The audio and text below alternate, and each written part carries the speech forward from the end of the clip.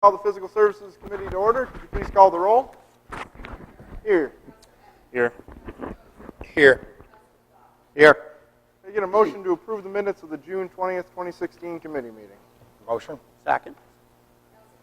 Yes. Yes. Yes. Yes.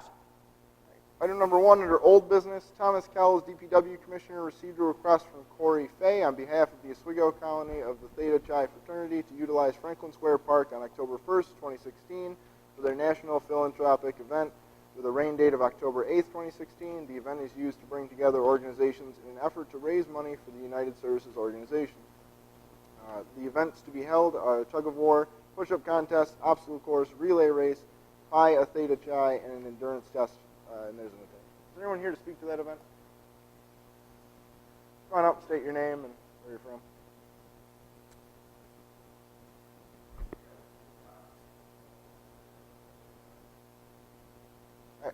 This the last couple times we didn't have anyone here. We had a few questions about insurance and stuff like that for you guys and what you'll need for the event. Councilor Emmons? Yeah, it looks like the new resolution has certificate of liability insurance being provided. Is that correct to the city?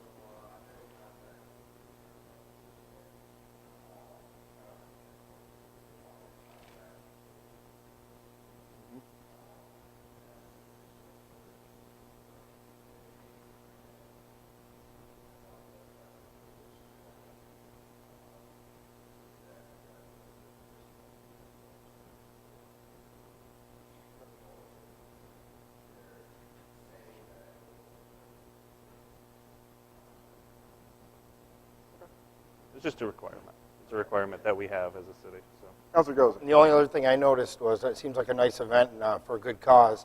My only question was it had mentioned that you're in the process of having a local volunteer ambulance corps be on standby. I was just wondering if that had been determined yet or if they worked out what you're going to do with the ambulance.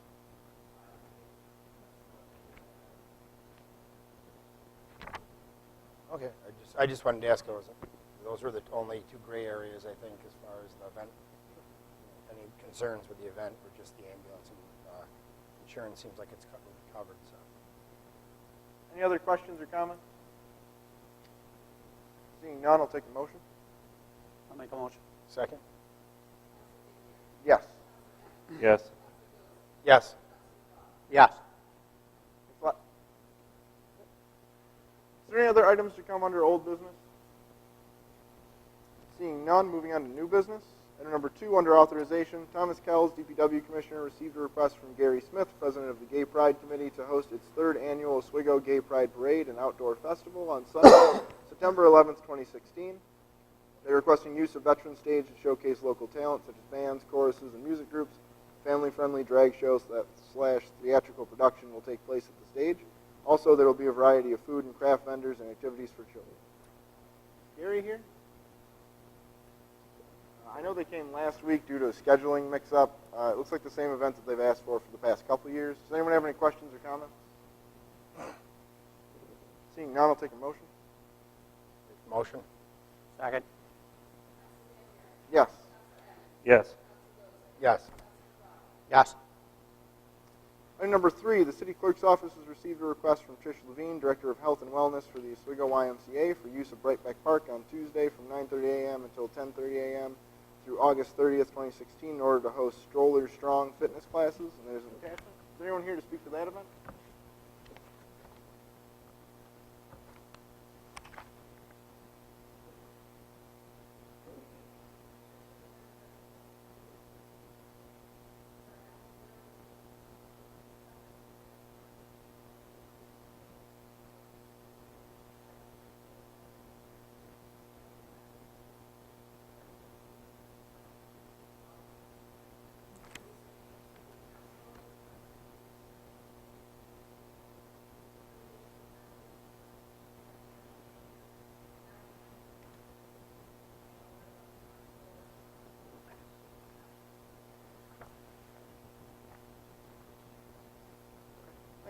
Are there any questions or comments? Seeing none, I'll take a motion. I'll make a motion. Second? Yes. Yes. Yes. Yes.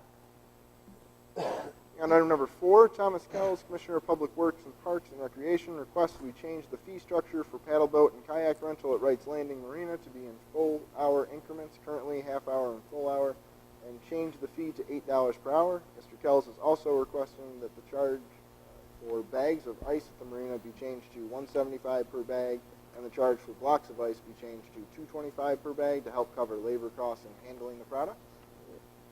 Commissioner, did you want to speak to this at all?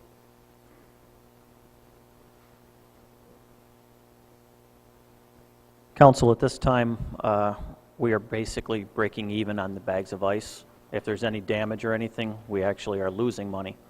So that's why I'm requesting this. Any questions or comments? Councilman McGowan. As far as the ice is concerned, why don't we do what we did with the water meters and do cost but plus 20% instead of a dollar figure? That way he hasn't got to keep coming to us.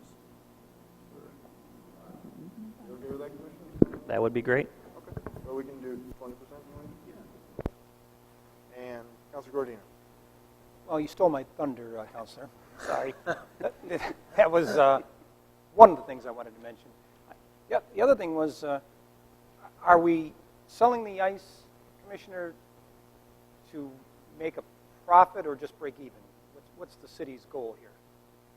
I mean, I know we don't want to gouge people, but what is the underlying idea here?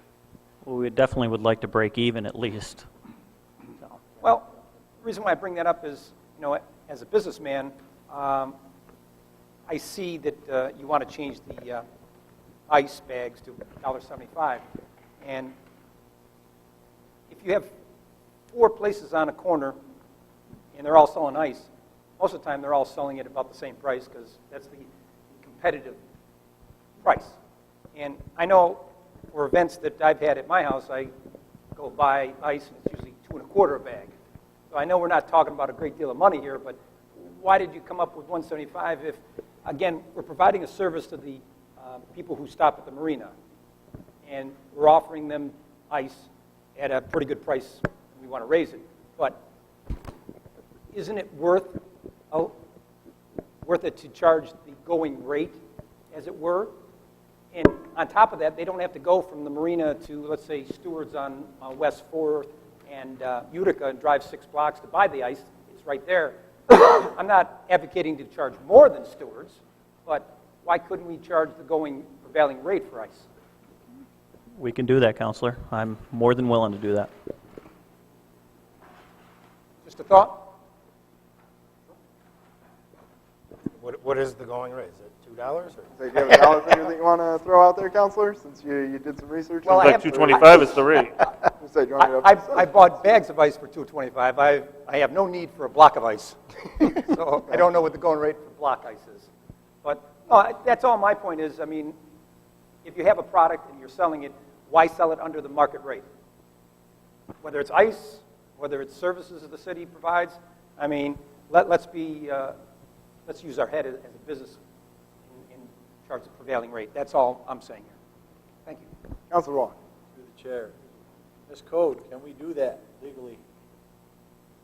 We're not supposed to make money off anything, You really. can set the price anywhere you like. You just can't make a huge profit. If you cover your costs, including labor, electricity for the Okay. storage of the ice and all that, you're fine. Okay, thank you. Answered my question. Yeah, I'd just like to speak to the other part of this here with the paddle boat and kayak rentals. And I think that's a good idea to go up to the, hourly fee of $8 an hour. I know local, private kayak rentals do the same thing. That's approximately $8. I was just wondering if Commissioner Kells could speak to exactly how many paddle boats and kayaks do we have? I thought, are there like just 4? Or is that correct? Are there 4 of them? That is correct. We have 2 paddle boats and 4 kayaks. Okay, no, I'd seen that the mayor had put it in his blog recently promoting them, and I thought it was a good idea. Any way we can promote the marina on the waterfront. It seems like in the past it's been a drain as far as on the city, and it would be nice to see the marina at least break even or generate some sort of revenue in the future. So hopefully we can do that. So I commend you for looking at those things. Thank you.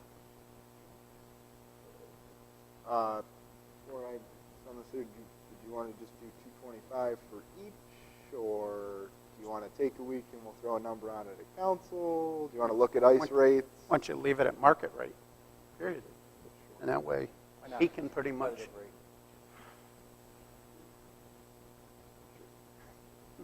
I like the idea of market rate for ice being the item. So let's do that. Yep, so 2 amendments to that then. We're just going to do the... All right, any other questions or comments? I will take a motion. make a motion. Second? Yes. Yes. Yes. Yes. Item number 5 under discussion, Kevin Caracoli, City Attorney, requests discussion regarding Oswego County Opportunities, Inc. proposed work on the Head Start building at Fort Ontario, which OCO leases from the City of Oswego, and there's an attachment. Councilor Reynolds, it is great to see you again.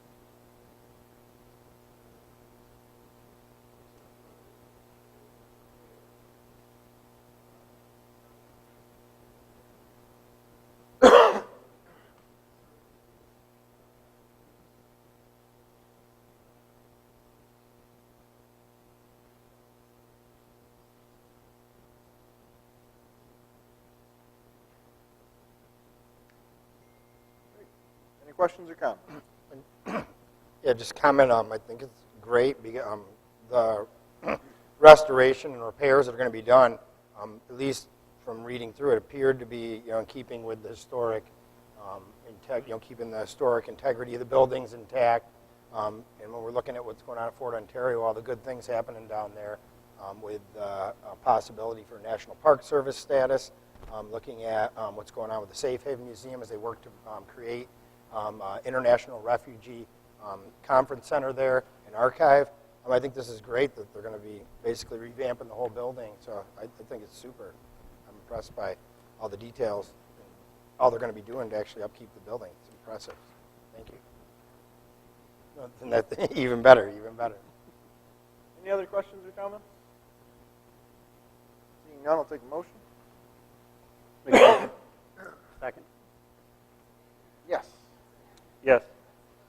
Yes. Yes. Yeah, I'll go with the city manager. Is there any other business to come before this committee?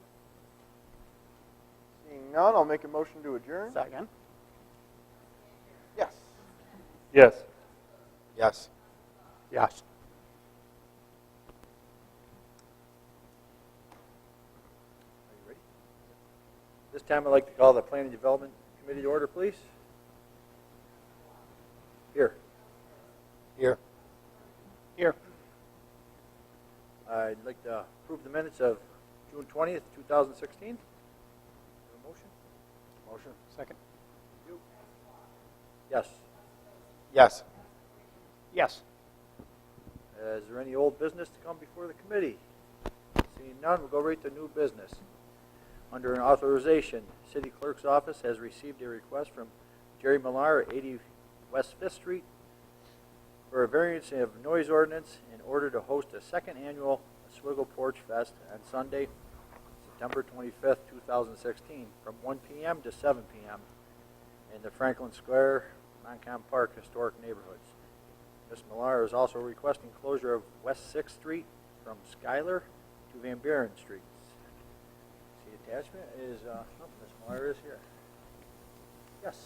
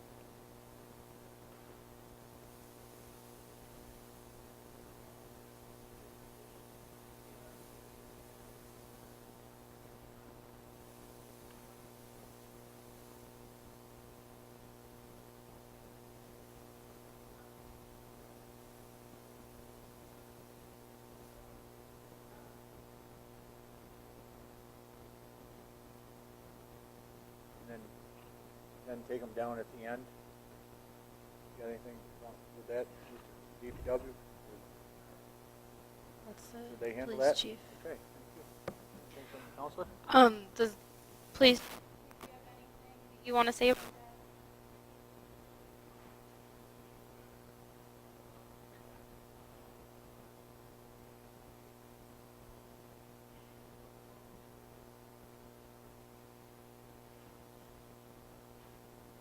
Okay, and we were able to do it for Mugs and Motors. We ended up not being able to do it for Mugs and Motors, correct?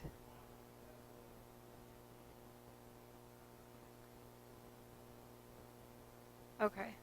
So what Porch Fest is asking from the council is for us to waive the fees for this event. And I don't know if anybody had the opportunity to go to Porch Fest last year, but all of the musicians volunteered their times. All of the porches volunteered their times, and there was a huge community attendance, and it was a really great event. So I will be in support of waiving that fee.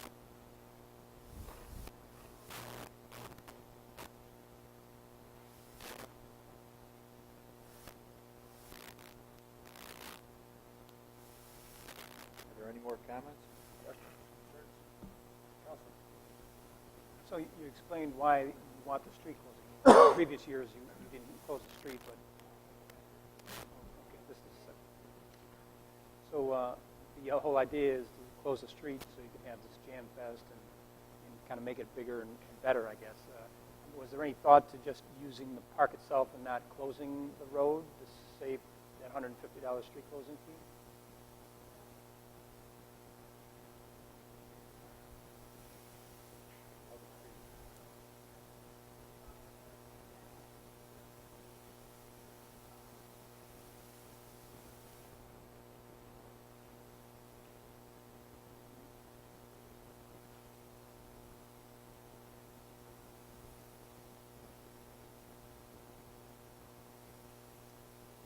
Mr. Kells, is there electric in that park?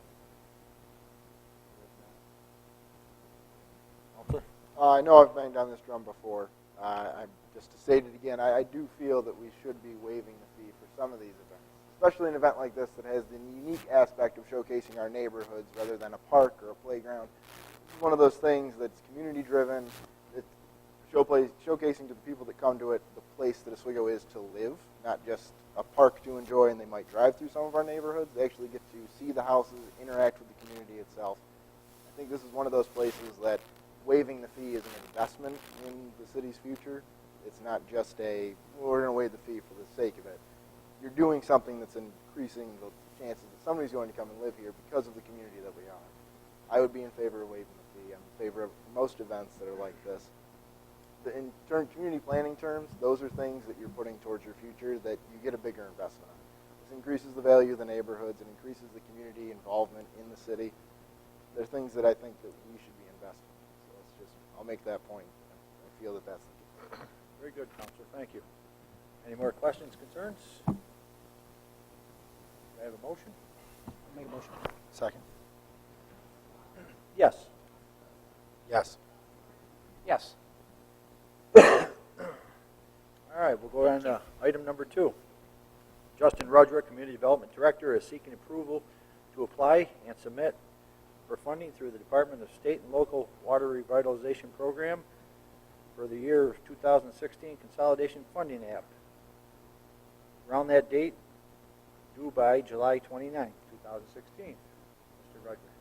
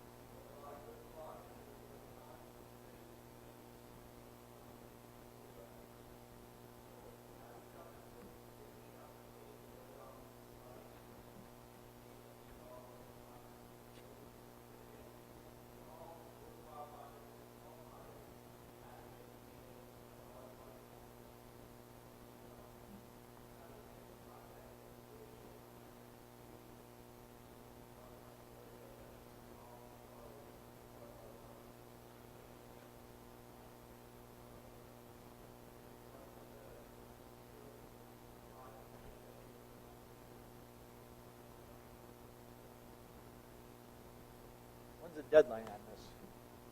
When is the deadline? July 29th it is? I think it's a very good idea myself personally, because that is a beautiful area down there and we should improve it to the best we can. Use it to get the most use out of it. Counselor?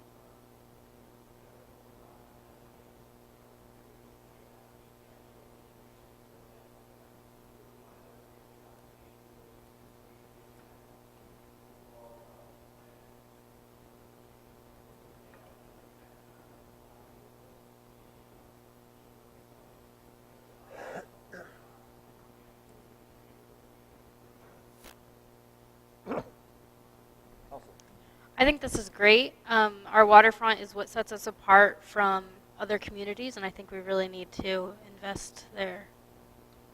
Very good. Yeah. Start with Mr. Bordino. Thank you. I agree. These are all great ideas and proposals. I'm glad to see that you added a seventh one, the beach. I always thought it was a shame that we really had no beach access to the lake. So I'm glad to see that that was made part of the proposal. So can you just speak to, so it's due the 29th of July, I think, the end of July. Would this be, if we get this grant, would this be for the 2017 building season, or 2018?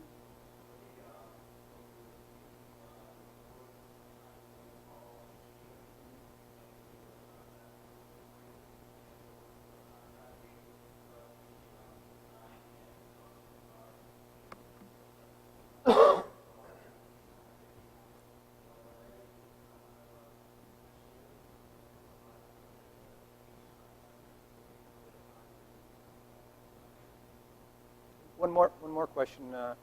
As far as the marina goes, the fuel system. I have to admit, I don't own a boat.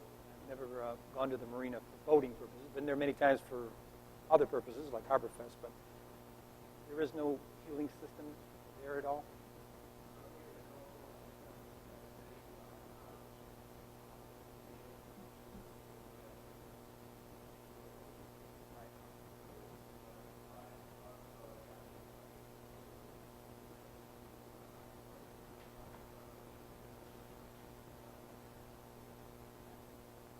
Well thought out. Thank you. That's all I had.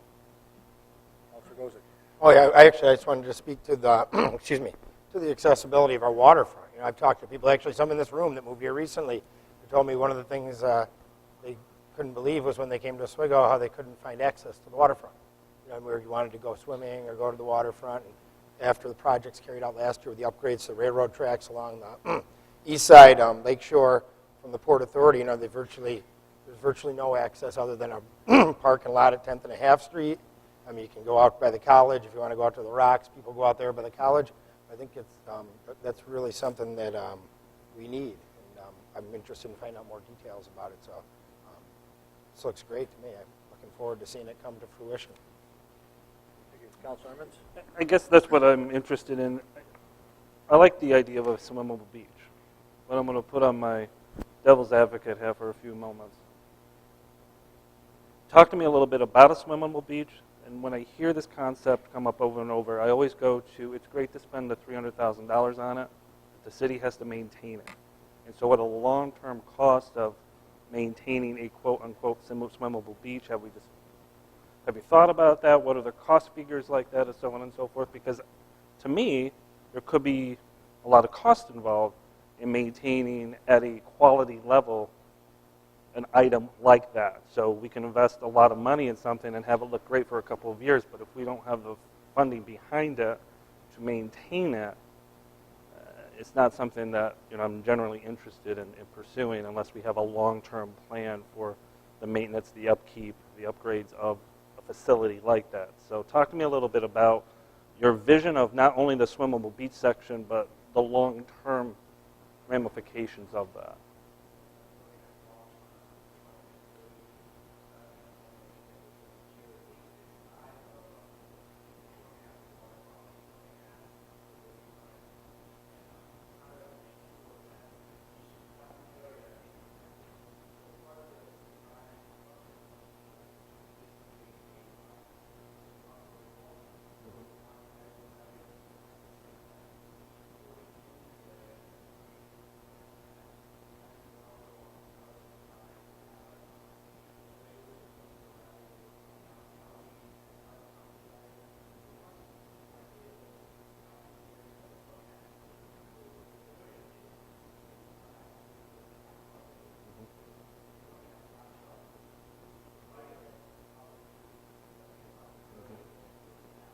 Seems to make sense, yep.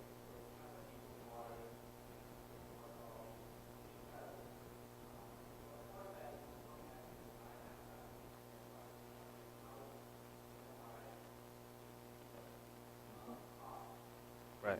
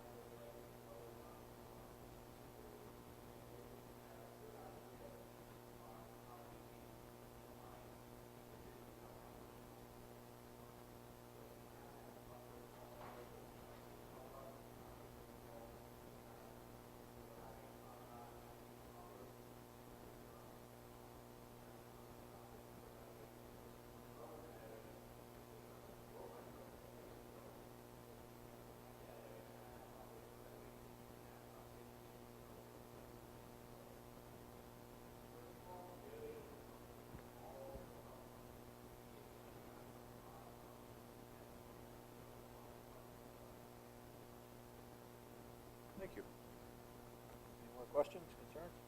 Counselor? This being a matching grant, and us being responsible for 50%, do you have any idea of how we're going to utilize resources and stuff like that to offset that cost coming up, and how much do you expect us to have to pay in for that on top of the labor and maintenance and all that?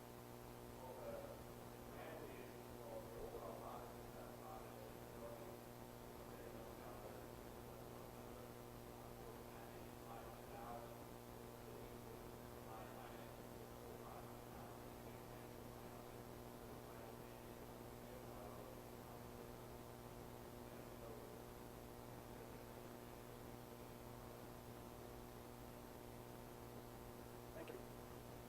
Any other questions, concerns? I have a motion? Motion? Second. Yes. Yes. Yes. Resolution, please. Thank you. All right, we'll move on to item number 3. Justin Rudrick, Community Development Director, is seeking approval to apply and submit for funding through the New York State Main Street Grant Program in the year for 2016 Consolidated Funding Application. On that date, July 29th.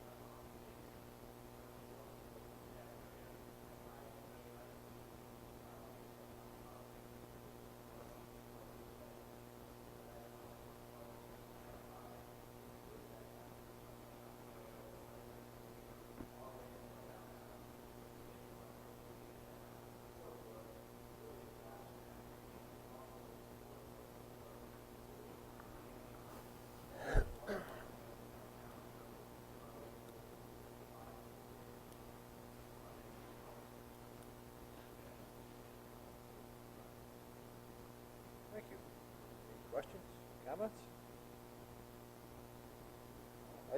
Ruthie?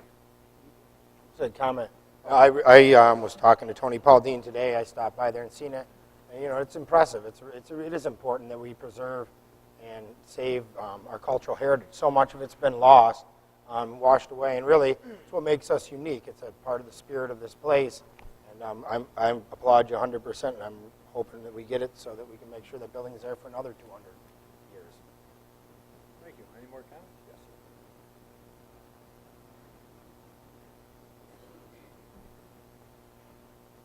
See the press had one? That was your question. See no more comments, questions? I take a motion? Motion. Second. Yes. Yes. Yes. Justin, can you do a resolution on that, please? Okay, thank you. We'll go on to item number 4. Amy Birdsell, Planning and Zoning Director, requests approval to submit a grant application through the New York State Consolidated Funding Application process to develop public art master plan for Oswego's downtown parks and trails. Amy.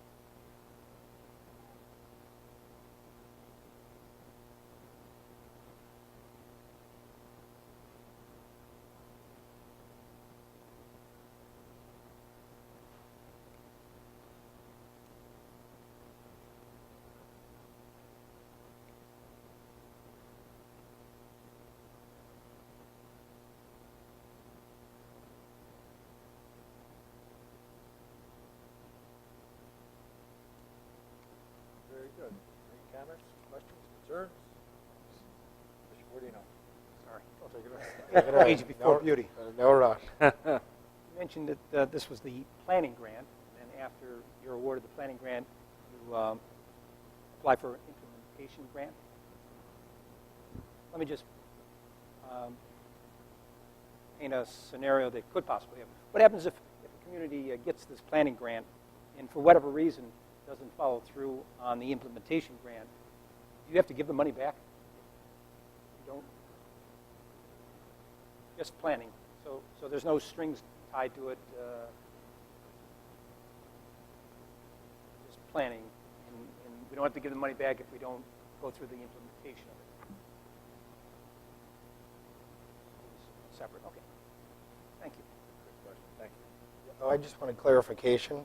I was just wondering about like the idea here. I like the idea. I've seen many communities. Like I went to college in New Mexico, a little town called Silver City, New Mexico, and out the college city I was in, it was New Mexico's wide open. The cities are far apart, but a lot of the communities that tapped into promoting local artists, having art studios, art walks.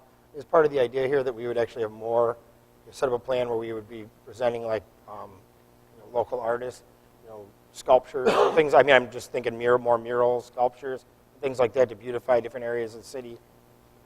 That's the idea. Yeah, then I commend it. I think it's another great idea, part and parcel. What we're trying to do here to revitalize Oswego. It isn't just bringing in. Obviously, we need to generate revenue and bring in developers and more jobs. But part of it is the aesthetic beauty. It's something that's been lost, and it seems like today, in this day and age, where we look at our old historic buildings, and once upon a time, they actually took into consideration the aesthetics. Of what buildings looked like and what the downtown looked like. Today, it's like the Three Little Pigs. They just throw up any prefabricated, in building as quick as they can, and for the sake of utility or whatever. So I think it's a great idea. Hopefully we can look to find things that are going to beautify our community, the little things for people who live here. So I like the idea. I Thanks, support Counselor. Any other questions, concerns? I'd make a motion. Second? Yes. Yes. Yes. All right, move on to item number 5. Amy Birdsell, Planning and Zoning Director, request approval to submit a grant application through New York State Consolidation Funding application for process for Hamilton Park Playground Project. That's more parks.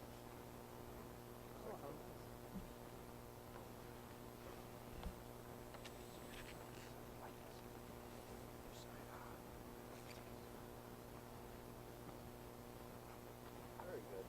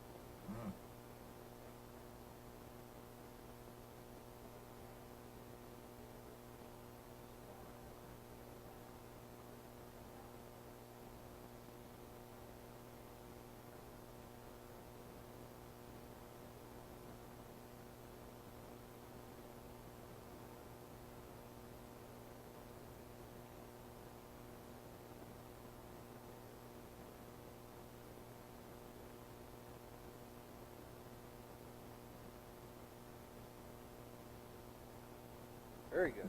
I appreciate you guys spearheading this. Should be a great idea.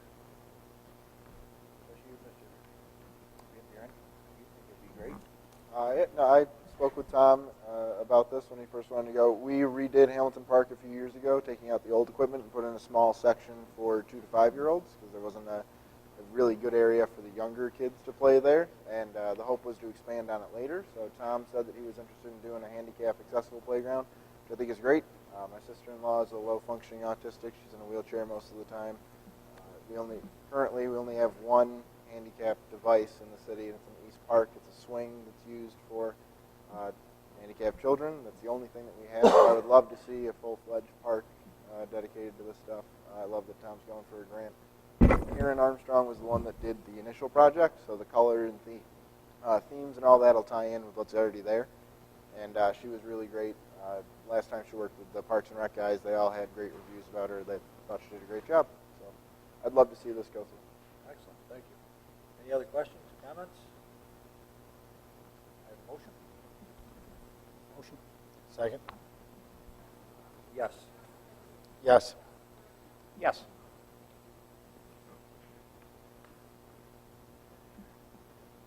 Move on to item number 6. Amy Birdsell, Planning and Zoning Director, request approval to submit a grant application to the New York State Consolidation Funding application process for Fitchue Park Playground Project.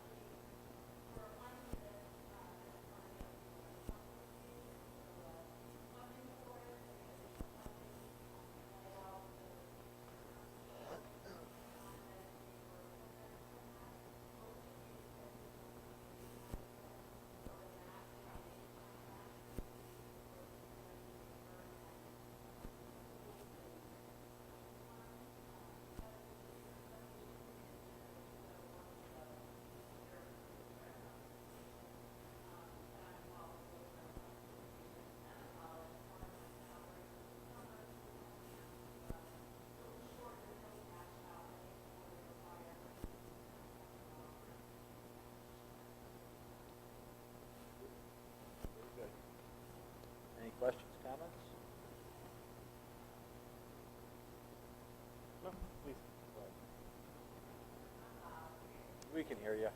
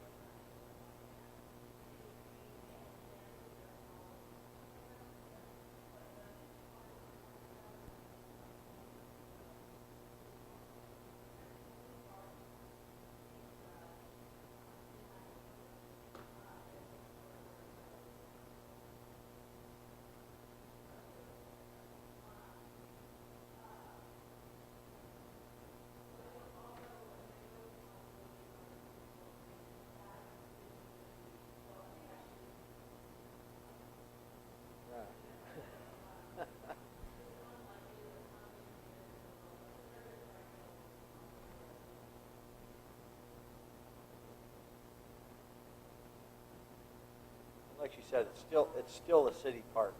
It's a city-owned park. With or without the school there, it's still a city park. Correct.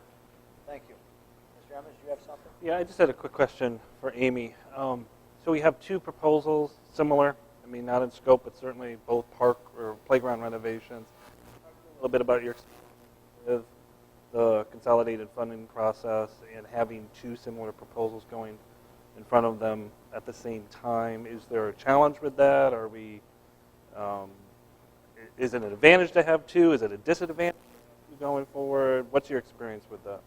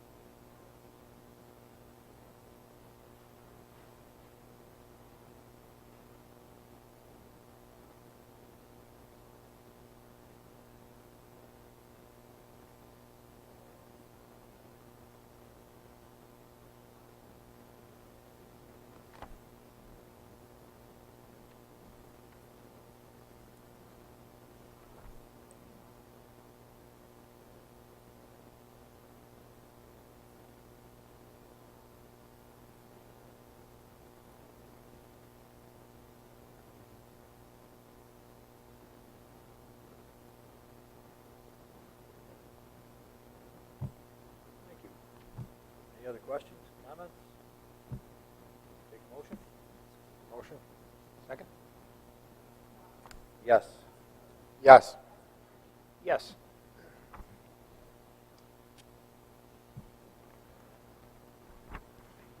Okay, I have one more add-on from the Administrative Service under discussion. Item number 12, we're moving it to planning. Justin Rudrick, Community Development Director, requests discussion of the environmental conditions of the Flexo Wire site that was performed by Snaspy Property Resources. Synapse.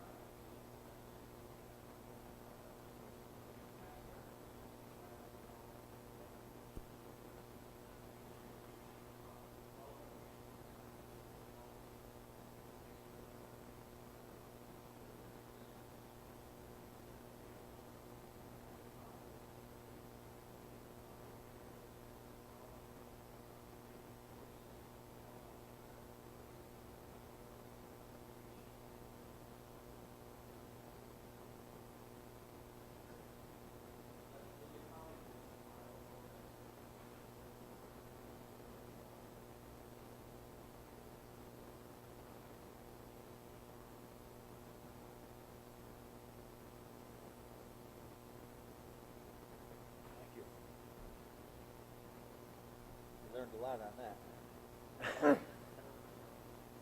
Yeah, we didn't want to. Any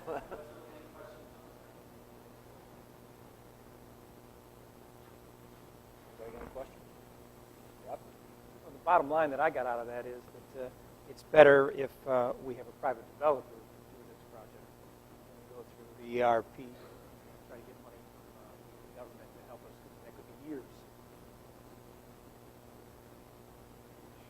It's something we have to factor into our decision. Do we want to wait years, or do we want to get this thing moving quicker?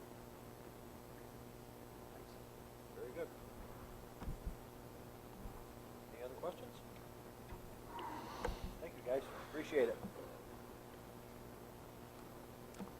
see. So is there any more new business? I would accept the motion. Motion. Second. Yes. Yes. Yes. All you. At this time, I'd like to open the Administrative Services Committee meeting. Here. Here. Here. Here. Here. Need a motion to approve the minutes of June 20th, 2016? Make a motion. Yes. Yes. Yes. Yes. Any old business at this time to discuss?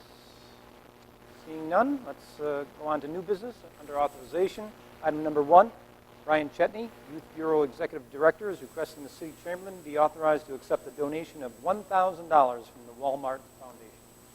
Chetney? Thank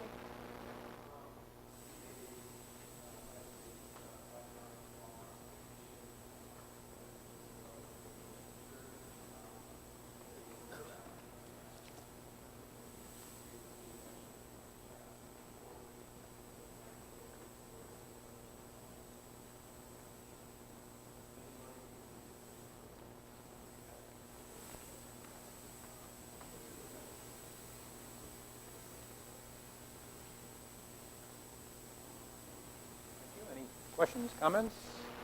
Seeing none? Oh, see there's one.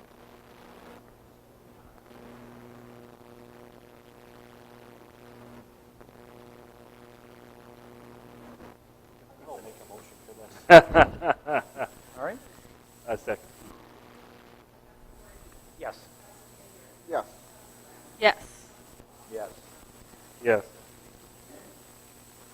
Item number 2, Brian Chetney, Youth Bureau Executive Director, is requesting approval of the execution and installation of the artwork for the East 7th Street Tunnel. Artwork is available in the mayor's office.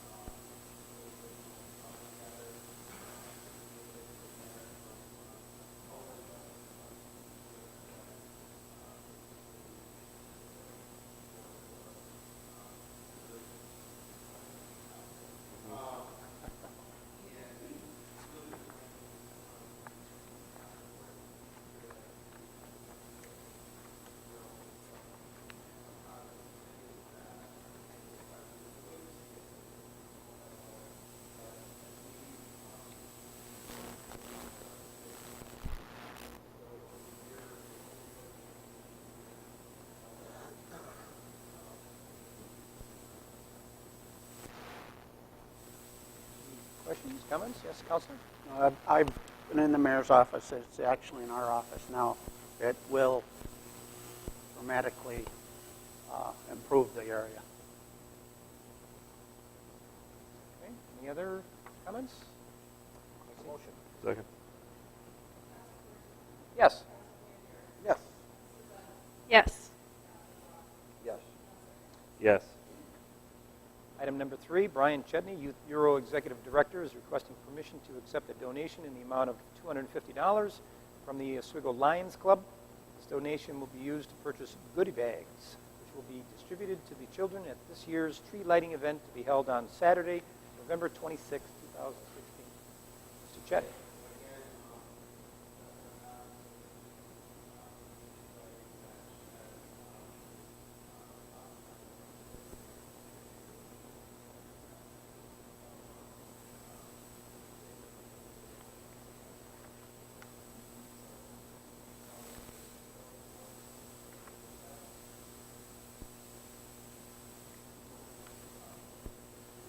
No problem. Any questions, comments? Second. Yes. Yes. Yes. Yes. Yes. Item number 4, Susan Deary, City Assessor, has attached a resolution to be presented to the full Common Council for the confirmation of the 2016 assessment roll for the City of Oswego.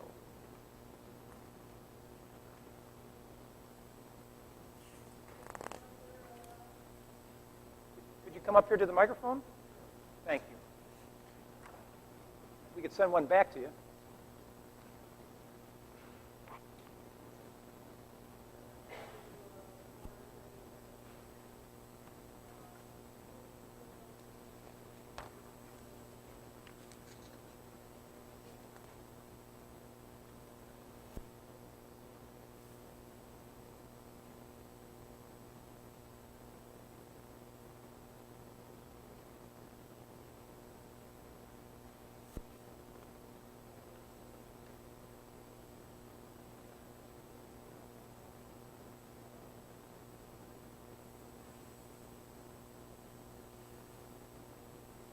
Can I ask, I was reading this over, and this was my first read of this since I wasn't a counselor last year, but some of these terms I'm not familiar with. What's a ceiling railroad?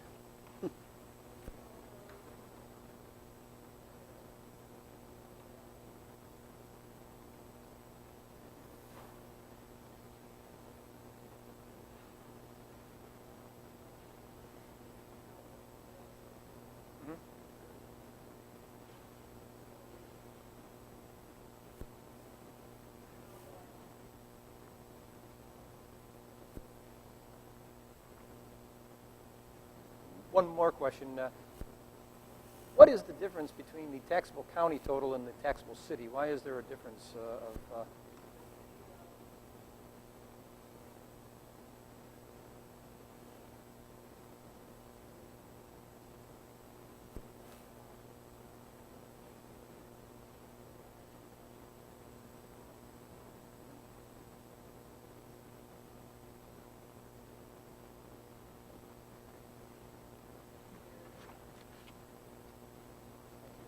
Any other questions, comments? Make a motion. Second. Yes. Yes. Yes. Yes. Yes. Item number 5, Rita Tickle, Personnel Director, requests approval to establish the standard workday for certain positions for New York State and local retirement system reporting purposes. Tickle?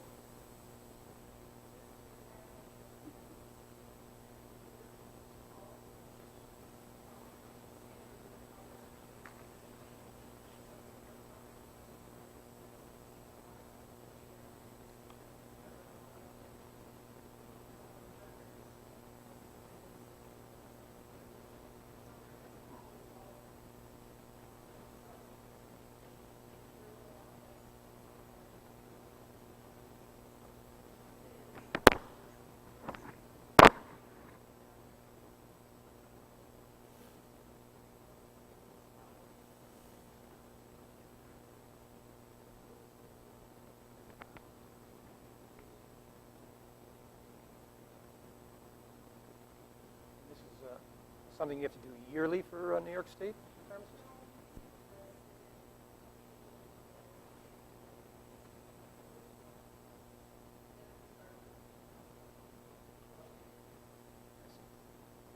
Any other questions, comments? Seeing none? Motion? Second. Yes. Yes. Yes. Yes. Yes. Item number 6, Rita Tickle, Personnel Director, requests approval of the standard workdays for appointed and elected officials for reporting to the New York State and local employees' retirement system.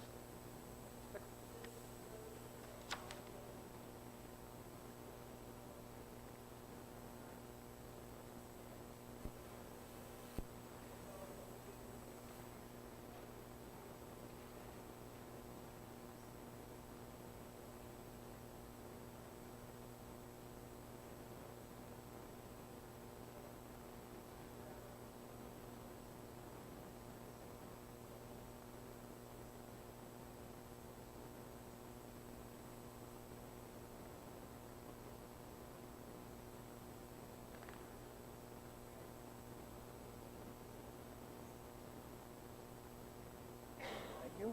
Any questions, comments? Second. Yes. Yes. Yes. Yes. Yes. Thank you. Item number 7, the Engineering Department requests that the mayor be authorized to sign an agreement with Barton and Loduci DPC for the emergency slope stabilization highway reconstruction of Route 48 in the amount of $194,000. Is Mr. Johnson still here? No. I guess he left. Councilor Walker, did you want to speak to this since he met with you in detail? Yes, on this one, what he was saying, you have to go into this agreement first, and after the fact, you got to come up with the upfront money, and then you get the reimbursement from the state, federal, I believe it is. Reimbursement at a rate of 80% federal. 80% federal, 15% state, and we pay 5%. Stupid not to do this, so. Okay. Any other comments about that or anything else? Councilor Walker nailed it. Yeah. Make a motion. Second. Yes. Yes. Yes. Yes. Yes. Item number 8, Justin Rudgick, Community Development Director, recently prepared and issued a request for proposal for qualified developers for the development of the Flexo Wire site. The deadline was Wednesday, June 29, 2016 at 3 p.m. Mr. Rudgick is recommending the Housing Visions Consultants Incorporated as the qualified developer for this site. Mr. Rudgick.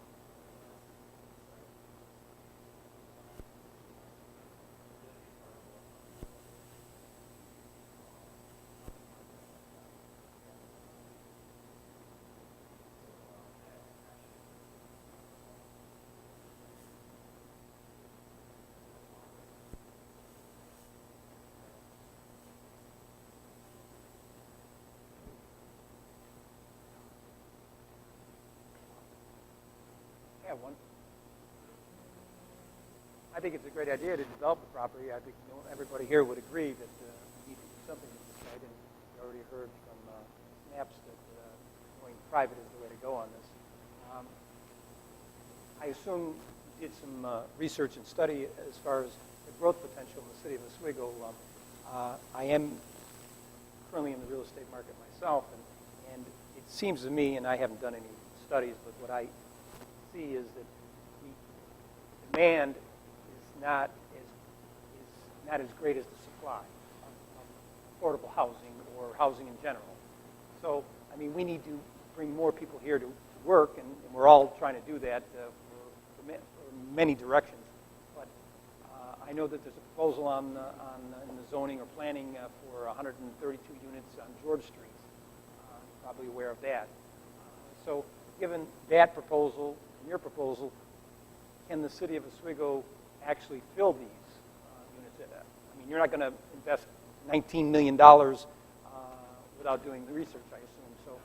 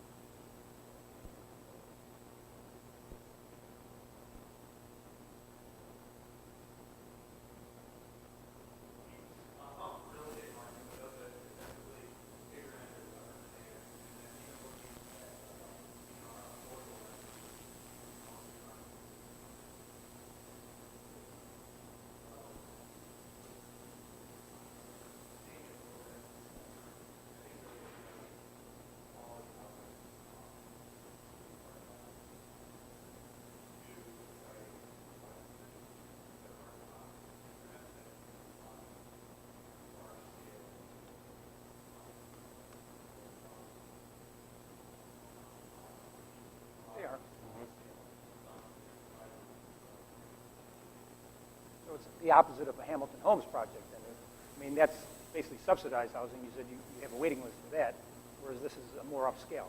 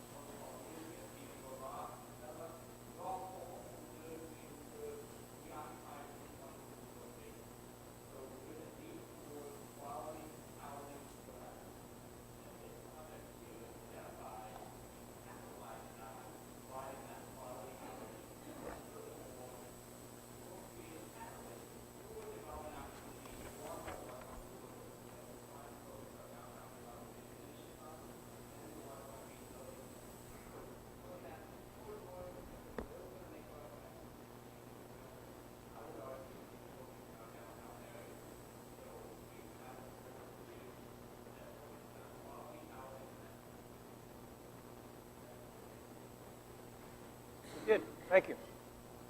Any other comments, questions? I just Counselor? have a comment for Mr. Rudgick, for Ms. Birdsall as well. I think if something, with this fantastic, by the way, and your proposal was fantastic. Felt like it was great, highly professional in terms of the two proposals that were made. So, and you were on the highly professional end of that spectrum. So thank you for the time and effort you put into that. I'm very excited about this, quite frankly, and I think for you and Ms. Birdsall, I think the challenge for you will be if something like this goes on in, it's what you do with the rest of West First and West Second going back towards Bridge Street that will become a challenge, quite frankly, because beautiful thing on that corner, how do we now continue that development and that improvement going back towards Bridge Street from that point? So, good job. I think we got some challenges ahead, though, with continuing that revitalization up those two streets to bring people down to this big, beautiful building and the stuff that you're doing with the waterfront.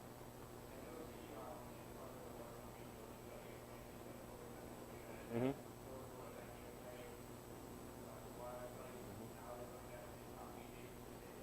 Right. Lots of opportunity. Yep. Any other comments? Counselor? Yeah, I just had one question. It's, to a certain extent, it's my own self-interest, but a lot of people I know have talked about recently, like our planning and zoning director, Amy Birdsall, looking at how we can increase and facilitate pedestrian traffic, like bicycles, rollerblade, people walk and hike. I was just wondering, with this, obviously there's going to be a lot more congestion down there, and I'm all for improving the waterfront. It looks phenomenal to me. I'm really impressed by the commercial retail space there as well, which is going to expand the scope of, I think, of what people consider to be downtown, and that area there. It's a step in the right direction to promote actually having businesses on the waterfront rather than everything way up in the middle of town.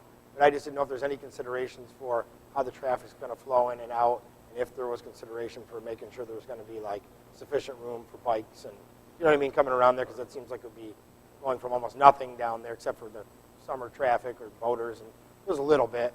But so does that play in any way? How you guys set it up? You're taking up this much.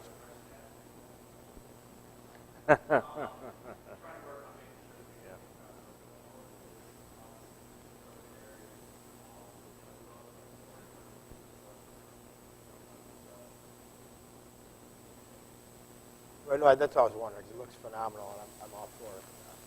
just a consideration when we set it. If it does come to fruition here, looking at see how that could be, congestion can be mitigated on that course, so people can still enjoy getting down there, coming down and walking through the trails. And I know that's so far a linear park.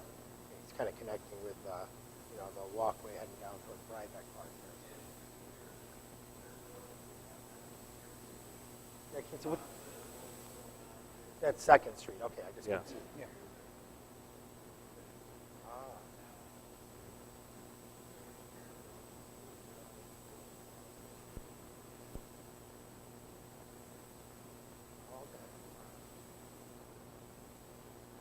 Yeah, I couldn't see the streets.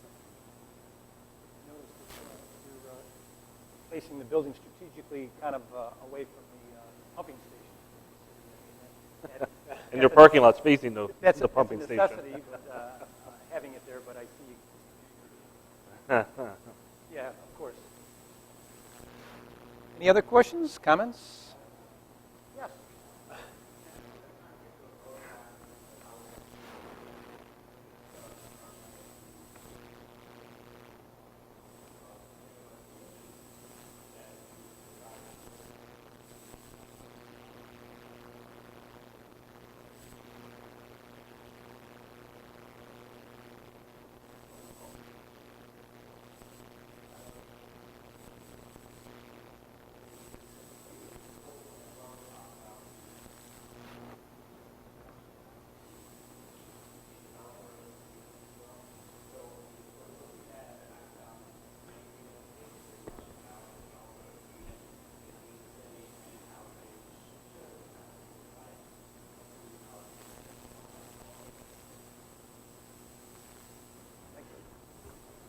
Anybody else?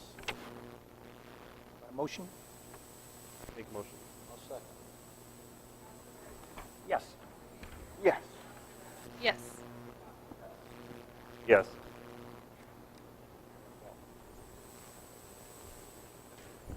Item number 9, Amy Birdsall, Planning and Zoning Director, requests approval to submit a grant application through the New York State Consolidated Funding Application, CFA, process for construction funding of the 104 Complete Streets project in downtown Oswego. The anticipated project boundary will be from west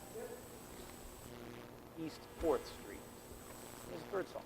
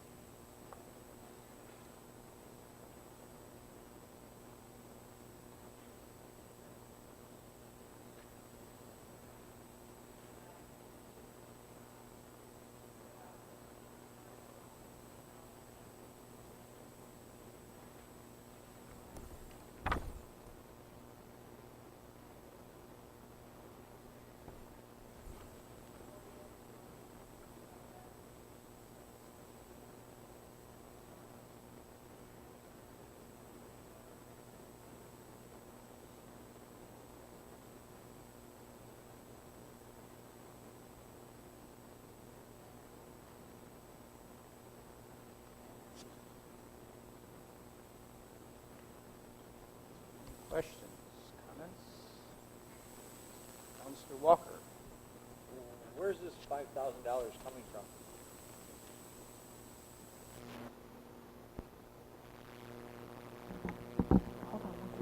Is that better? Yeah. Hey, there we go. So I have money in my budget. I have $40,000 in my budget for consulting services, and some of that's related to zoning code updates, and some of that is allocated for this type of service, which is grant writing. Would you be able to write this grant yourself? What's that? This is just, would you be able to submit this application yourself? Would I? Yeah. As I said, no, because there was a fair amount of drawing information related to this grant application and compiling the grant application. I'm the planning and zoning director, and that means that I wear a bunch of hats.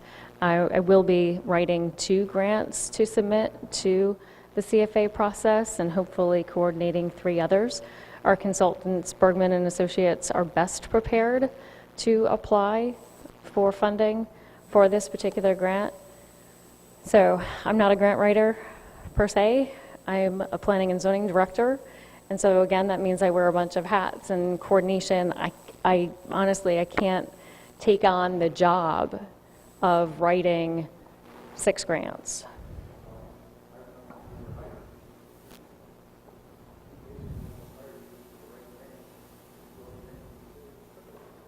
I didn't write a grant for the city of Oswego. That was actually Nicolette Barber, who was a consultant for the city to obtain that grant.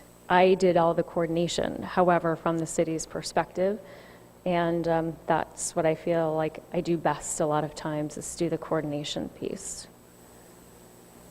I can also write grants as I help to draft the DRI application. That's certainly part of what I can do, but again, I don't have the time or capacity to write 6 grants over the course of the next 4 weeks. So I'm requesting some additional support, respectfully. I'm sorry? He writes a lot of grants. I will be writing grants for the CFA process.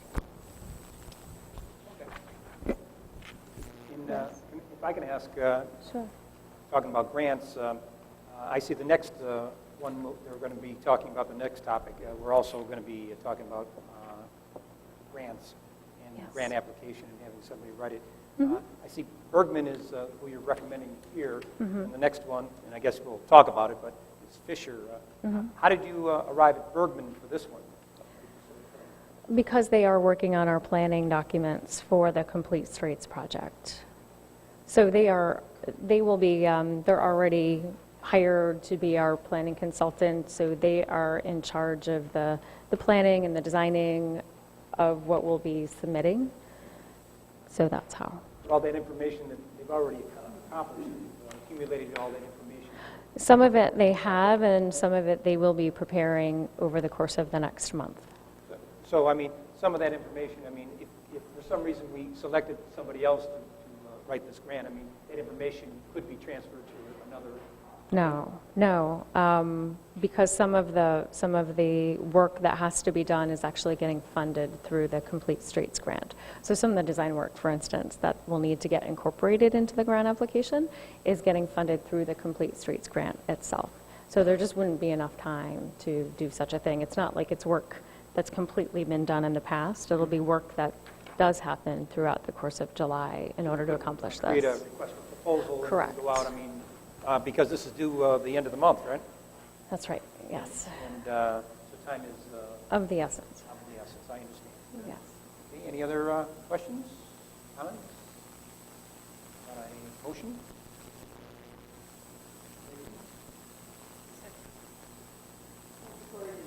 Yes. Yes. Yes. No. Okay.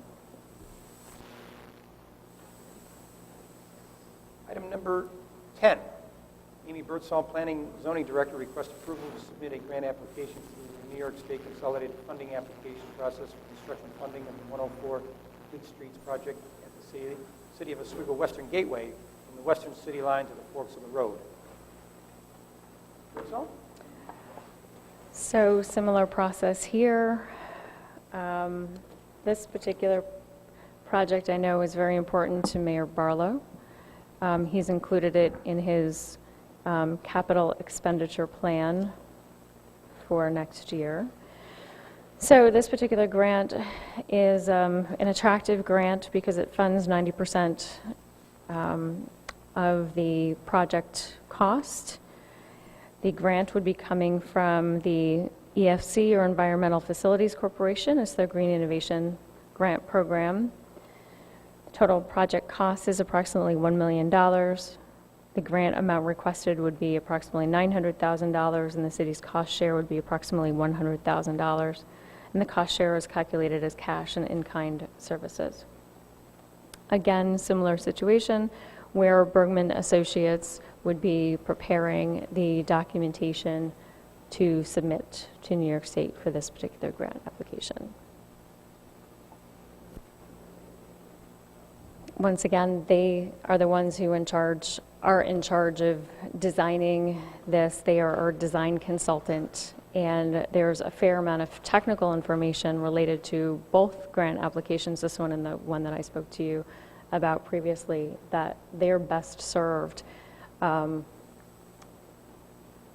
When we applied for the $225,000 grant 2 years ago in 2014 to make this planning process a reality, the City Council funded that grant writer, and it paid off 100 times over. So it's a small investment to hire out the grant writing service. Again, it's very technical information that's related to these types of grants. They are construction oriented in nature, so there's a lot more detail that's required, a lot more drawings that are required of them. And again, in order to go after $1 million grant, spending approximately $5,000 to assist with that process, I think, is an investment worth spending. Thank you. Any comments, questions? Yes, Councilor Again, Walker. I think this should all be done in-house. I really think we should subsidize. Thank you. Councilor Van Buren. I know most of you weren't here when we initially funded the first phase of this, but the rationale was to get those documents to make it easier for us to get grants down the road using those same consultants that now have a vested interest in the city. They've now taken the time to get to know our infrastructure, our developers, the people here that they've met with, and using that resource to get these grants. So I guess I'm at a little bit of a loss to see that we're not going to fund these things when we put money in the budget to do that. Now we're not going to use those resources that we spent money on initially. So I guess that's a little odd to me that we're going to take an investment that was made and not use the resources that have come from it to capitalize on securing more grant money.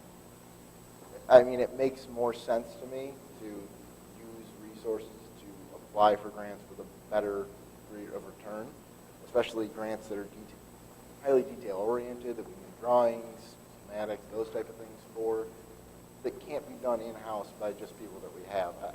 Bob Johnson's extremely capable. We all know that. I don't see him taking that on, the other things that he has to give us design schematics for those type of things, especially in a competitive area. Bob can make a street like nobody else, but at the same time, when we're looking to compete at a level to earn those things, we're looking for more than this street is X feet wide by X feet long, and we want to make 3 lines in there to paint it. It's more than that. So I guess I find that off, just having been here 2 years of this process, to see us now kind of debate this issue. I feel remiss if I didn't make it. Thank you. Any other comments? I'd appreciate understanding what the objection is specifically. Any of you, if you have any objections, I'd appreciate understanding what they are. I said I would just appreciate understanding the specific objections, if any of you have them. I think we should do it in-house. I really do. I know we can. And as a staff member and a professional, I'm here to tell you that it's not as easy as you might think it is, that it does require an extraordinary amount of technical information. And again, our consultants have that information and will have that information easily accessible to them, and that they are best served. So I'm giving you my professional opinion in that I think that we are best served as a community to utilize the resources. We're utilizing resources right here of consultants. We do it all the time. We don't have the staffing How to... How long did you know about this deadline? I mean, we're at the 11th hour now. How long did you know? We're all applying for our grants right now. We spent the bulk of May preparing for the Downtown Revitalization Initiative application, which was very time intensive. Well, I think in May, we should have been starting this.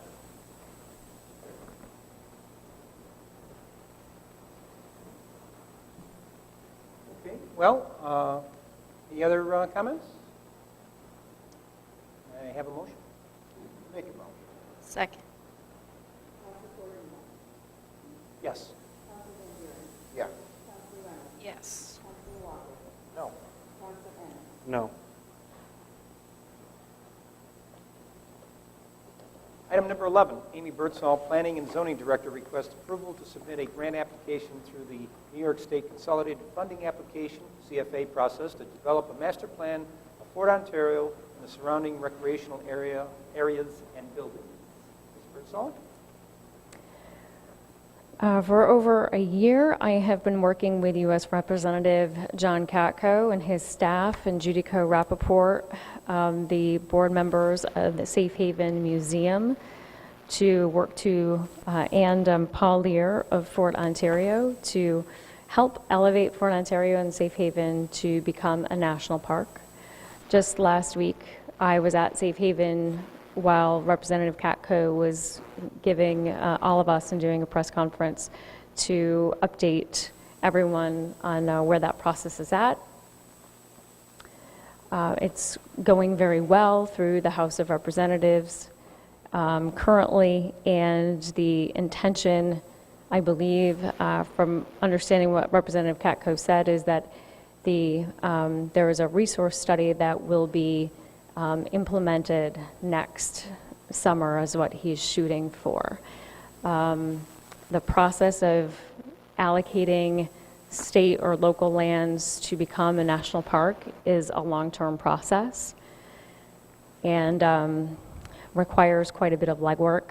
And when we started talking about this process of Fort Ontario becoming a national park, we also talked about doing a master plan of the area, and from a community's perspective, how we as a community want Fort Ontario to look, and what we want included in the national park system. If we as a community don't tell the national park system what we want it to look like, the national park system can and could dictate it to us, and having a master plan done upfront or in conjunction with their process will make the process flow a lot more smoothly.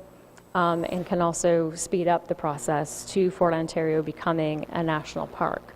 So this is a situation where there's an opportunity to apply for a grant through Empire State Development for a master plan of this area. This is Fort Ontario, and it's becoming a national park, along with Safe Haven, would increase the amount of economic activity and tourism and so forth to our community, and there's certainly a lot of support behind this particular effort.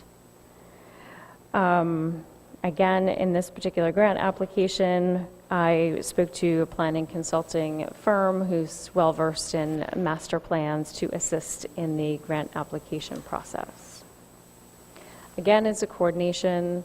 I've got 6 grant applications to coordinate over the course of the next 4 weeks. I need support in doing so. So basically, we select, or you are recommending Fisher Associates. That's as opposed correct. to Bergman, because this is their area specialty? Master planning is one of the areas of expertise, yes, that they have. And I'd be happy to supply you with documentation about the firm. Did you happen to talk to any other firms besides Fisher? I did not, no. Any other questions? Do I have a motion? Second. Yes. Yes. Yes. No. No. Thank you. Under discussion, we have an item that was removed, item number 12, that Justin spoke about in one of the other committees, in the Planning Committee. But we do have one to take its place.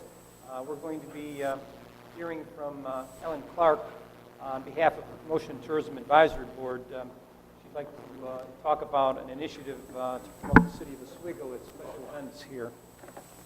And I think this goes to what Councilor Van Buren was talking about when he was defending Porch Fest, that events like Porch Fest and Paddle Fest and all the other fests we have are opportunities to increase our cultural well-being here and maybe promote the city to people outside the community. So I think it's a discussion that we should have. Ms. Clark? Hello, my name is Ellen Clark, and I'm here tonight representing the Promotion and Tourism Advisory Board as the chair. The board itself consists of Amy Birdsall, Rob Cordino, Christy Eck, who's the chief of staff under the president of the college, Nate Emmons, Greg Mills, Mercedes Neese, Justin Rudgick, and Shane Stepien.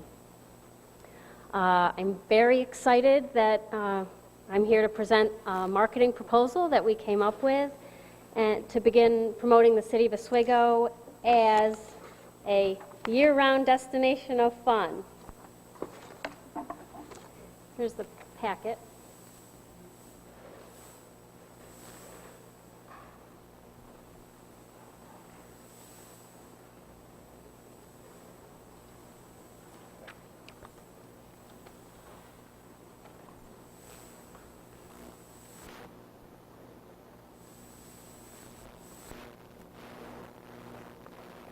I know you've been sitting here a really long time, but this is really exciting. Basically, I want to begin with thanking step one. Shane isn't here tonight, but he has designed and coordinated our materials. So there you go. Step one, he did that as a donation. And what we've done is with the promotional materials that you have in front of you, and these are not necessarily what they're going to end up looking like, but we need to get the process going to have it ready for Harbor Fest. We're creating these to promote our city initially at Harbor Fest. With 100,000 people coming into our town, we're going to promote all the events coming up after that to them, trying to get them to come back for any or all of those events. And we are also trying to generate traffic to our newly created website. The first thing I have on your card is, or on your sheet, is event cards.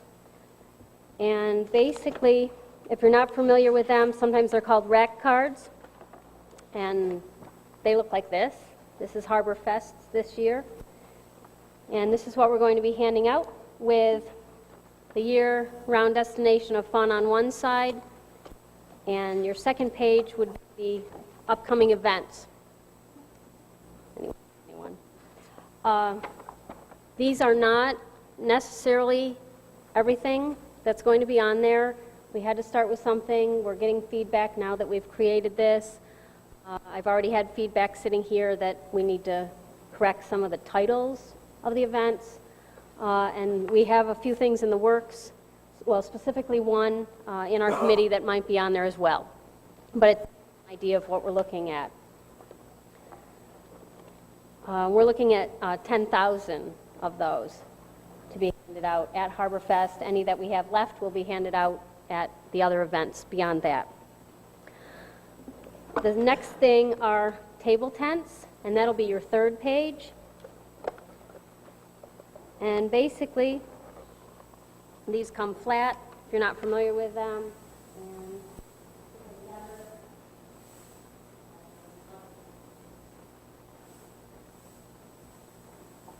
And they are, let me get this right, Rob.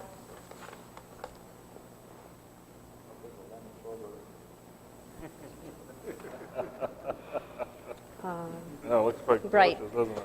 They have UV coating on them to keep them clean and nice for a long time. They'll be placed on all the tables in the restaurants, coffee shops, counter areas. Wherever we can place them, we will place them. The third page, as I said, is not a full representative of what they will end up looking like. We will likely have the same list of events on the table tents themselves that are on the event cards. Let's see. And then the other thing is an event tent. Can I stop you there? Yes, you can. For the people in the audience that don't have the privilege of having this nice handout that you created, can you just list for public knowledge the events that are on the card right now? Yes, right now we have Paddle Fest, the Dragon Boat Festival, the Budweiser Classic Weekend, Porch Fest, and Great Pumpkin Fest. And these are all things happening in and right around our city of Oswego, New York. All right, on to the event tent. The first picture that you see is going to be a table cover. The second picture is the backdrop, which will not likely look like this. Once we printed this out, it looks too busy. It'll likely just be the logo, the City of Oswego. And then the third one is what the tent will actually look like.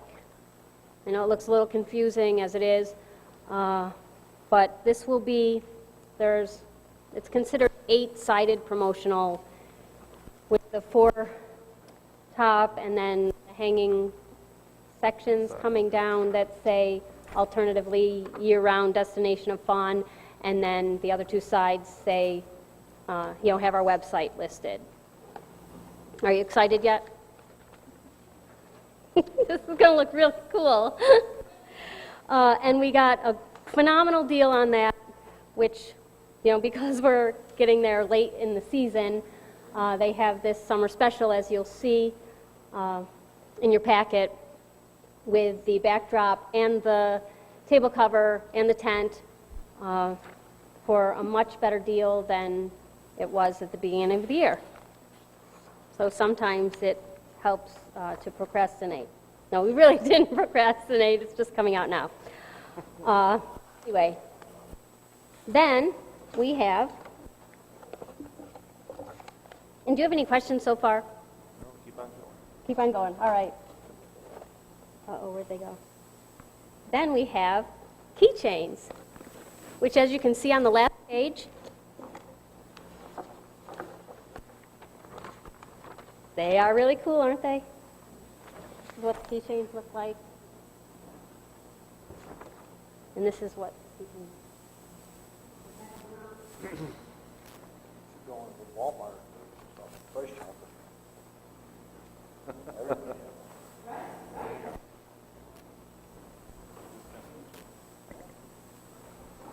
I did have a comment that a lot of people have, keyless cars now. Maybe we don't use keychains as much, but, they could be a bag tag. They could be different things, but they're really neat. So we thought they were a great idea to just, again, get the name out there, our city logo, and then generate interest for the website.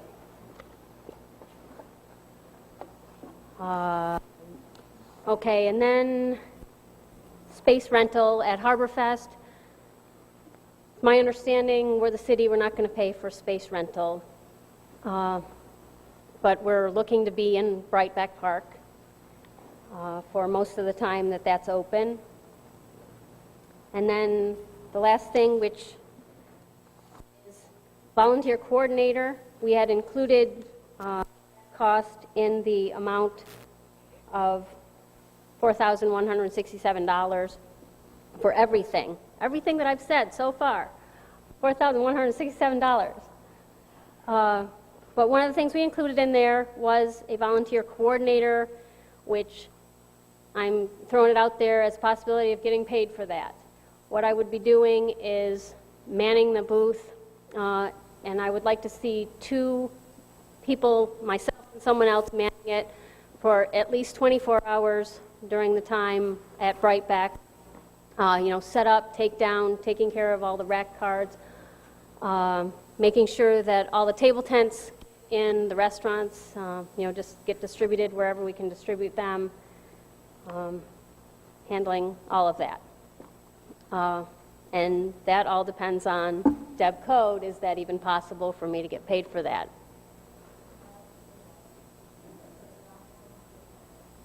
Okay. And I guess that's it. If you have any questions.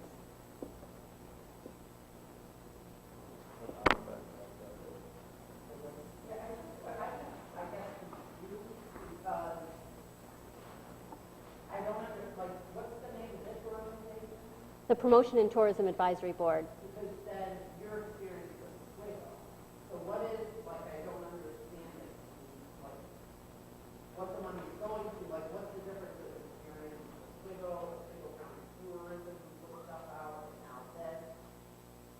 I'm just trying to think of, like, the cross, the money and the cross promoting and everything that we're doing, like, I guess I'm not sure who the players are for what and, what it's all about. It has nothing to do with Oswego County Tourism, absolutely at all. It's just the Promotion and Tourism Advisory Board for the City of Oswego. And so what we've done is we have created this entire marketing proposal, and we put it forward to the mayor. He has funds available that he set aside at the beginning of the year for it. And we need a point person to handle everything. We don't have anyone in the city. We don't have a tourism director. We don't have anyone to handle this. So the board encouraged me to handle it and encouraged me to seek payment for it. My other question is I would like to add, we have two events that are great, but I would also, would think that we need to consider what we're trying to do building downtown. That we are all, that there would be something that we market among the mobility, the personal one, free down here kind of build and included in something. And two, with huge effort. Absolutely. And what we're going to do at this point is we're seeking anyone who has ideas for what could go on the event card. We'll take this meeting. We obviously can't promote everything on one card. Our target market are tourists, visitors that are coming into the town for Harbor Fest. We're just trying to get them to come back. Okay, here you are in Oswego for an event. Look at all the other events we have. So it has to be, something big and specific things that would be geared toward them. Questions? So Ellen, I love your energy. I really do. And I think that everybody here is really doing stuff here to really work with you and use that. I guess I would like to see a couple of things. One, I talked to you, like, if we're going to represent events that are going on, we need to make sure that they're captured correctly and start to make those so that you can get us in trouble. Because it's not just Powell County, but also the county Powell County. And we don't want to mess with our relationship with county tourism by just making it up. And two, the county tourism has a beautiful book, a beautiful book that's already put together that has these events already in it. So possibly, like I'm with David back here, is that could we, instead of incurring those costs, just work with them? And this is a beautiful document. It's absolutely gorgeous. Could we not just work with county tourism and then provide us with something that has more, overall view of what goes on because 90% of the events that are on there are events that we manage, and I appreciate that.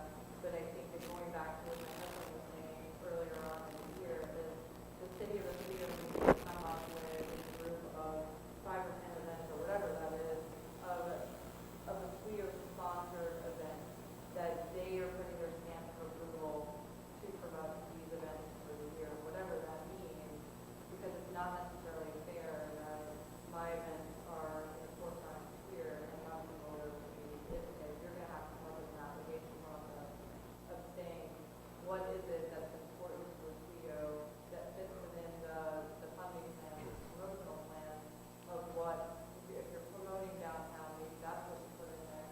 If you're promoting waterfront, maybe that's what you decide, but it needs to be a bigger scope plan, I feel like, that goes along with everything that the mayor is doing, going forward with it. And like, things I think are cute, but I don't know what the budget, we can't see what your budget line items are for this, but putting maybe the money you spend on a keychain that would probably end up in a junk drawer someplace, that maybe that would go into more social media advertising for what's going on in Oswego, and boosting that money can go a whole lot further than just, $1 keychain. Truthfully, $1 budgeted boost on Facebook to give you a lot more visibility. Just looking at those things maybe and leveraging it a little bit differently, I think would be a good idea. And I guess the only thing I say is I love the fact that it's on there, but I remember a few months ago finding standing where you were and asking for citizen support for that event and being told that it didn't fit the needs of I forget what councilman had said at the time. It didn't fit the scope of public participation that the city would want to get behind it. And I mean, so I think on one hand, if you're using it to promote the city, and then on the other hand, the city really isn't stepping up to help promote the actual needs of the event, I think that we're kind of disconnected, and I'd like to see that a little bit more process. Okay, before you go, Jennifer, if I could just address those. The couple things. The events that we're putting on here are just events that we want people to come back for that happen in Oswego. Oswego County does a fabulous job, but it's really time for Oswego, the city, to step up and say, these are things that happen right here, and just take ownership of it and step out. This is our first step out of the gate. This is not going to be perfect, but this is what we've come up with. We have no promotional materials for the city of Oswego. We do have an online presence in various ways, but this is just really going with some promotional materials that people can get their hands on. The keychains are fun. It's really just what we feel is a small amount of money for a big bang for people to hold on to and to really think about and come back for. We feel it adds to the social media that's already out there. Did I address everything? Can I make a comment, Chairman, please? Yeah, yes, please. The Promotions and Tourism Advisory Board, let me just, for folks that don't know about this board, it's actually created by Mayor Gillen with the responsibility of creating a vision, creating a pathway, if you will, for promoting the city, really. And this group has been meeting for about a year and a half, discussing various modes, mediums, methods for doing that. What the board is doing is actualizing Mayor Barlow's charge to the board. The mayor appointed the board, said to the board in very simplistic terms, we need to promote our city. HarborFest seems like a likely place to do that. We need to brand our city better. We need to push our city out there better. And I think that's what the Promotion and Tourism Advisory Board is doing, is taking up his challenge and saying we need to have some sort of visible face at HarborFest about the city, which has been lacking in terms of we are the city of Oswego, and this is what you can do to enjoy our city. We can sit here and debate probably all night long in terms of the methodologies, the actual tangibles that we use to do that, but I think that the advisory board is just simply trying to actualize the mayor's charge. He gave the board a deadline, said, here's a deadline, it was, what, 2 or 3 weeks ago in terms of a proposal. We need to have a proposal, and this needs to happen by HarborFest. And so this is the actualization of that charge in terms of what the mayor has appointed the board to do.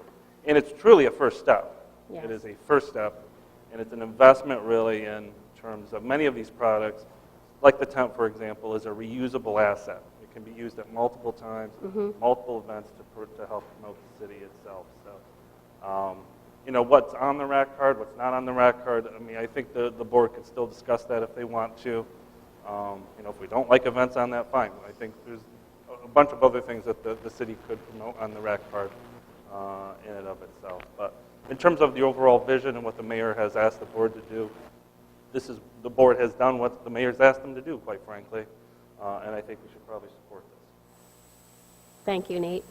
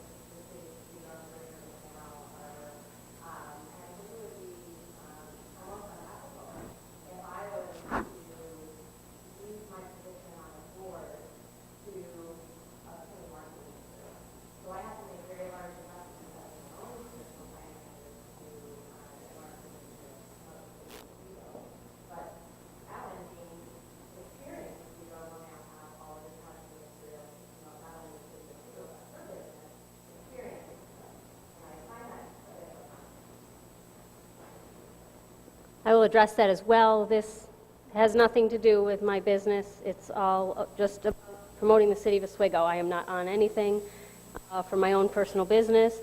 Does it do a similar thing? Absolutely, because I'm all about the city of Oswego. That's why I was chosen to be the chair of the board.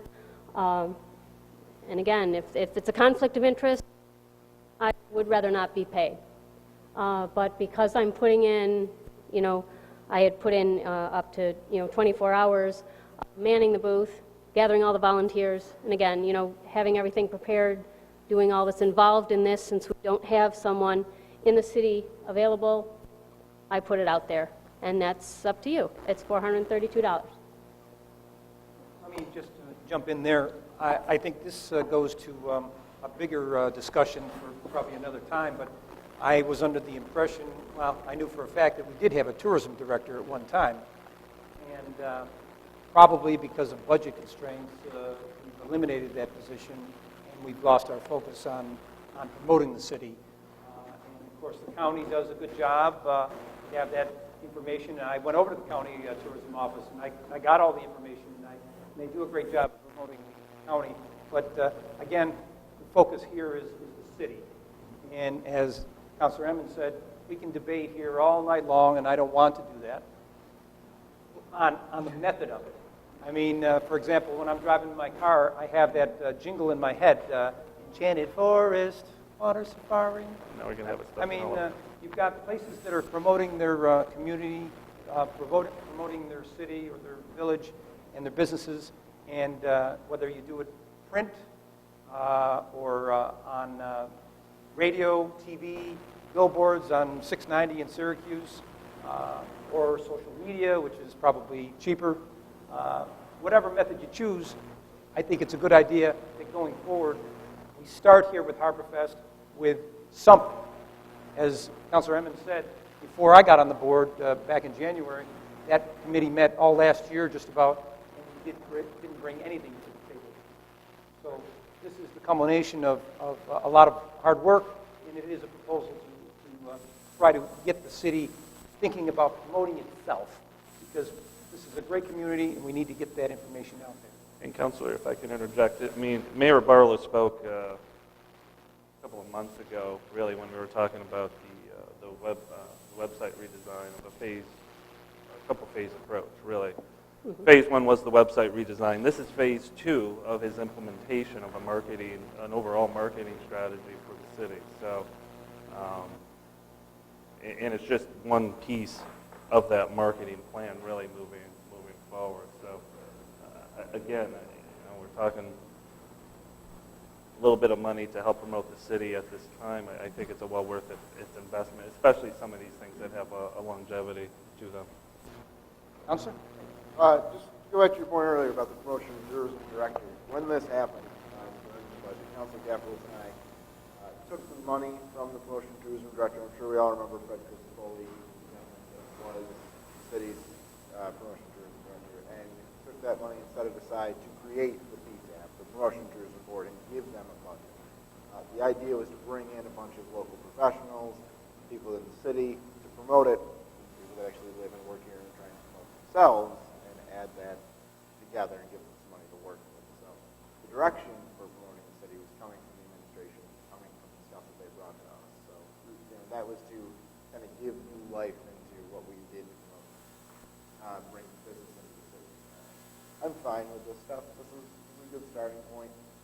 I do think, though, that when we talk about the events and stuff that we promote, we can get back to the case about what we're talking about in the city, porch size, motors, all of those things that we don't want to waive to be part of in terms of investing or giving in-kind services to, and then we want to use those to bring people into our city. There's a certain amount of give and take that we've got to add to these events.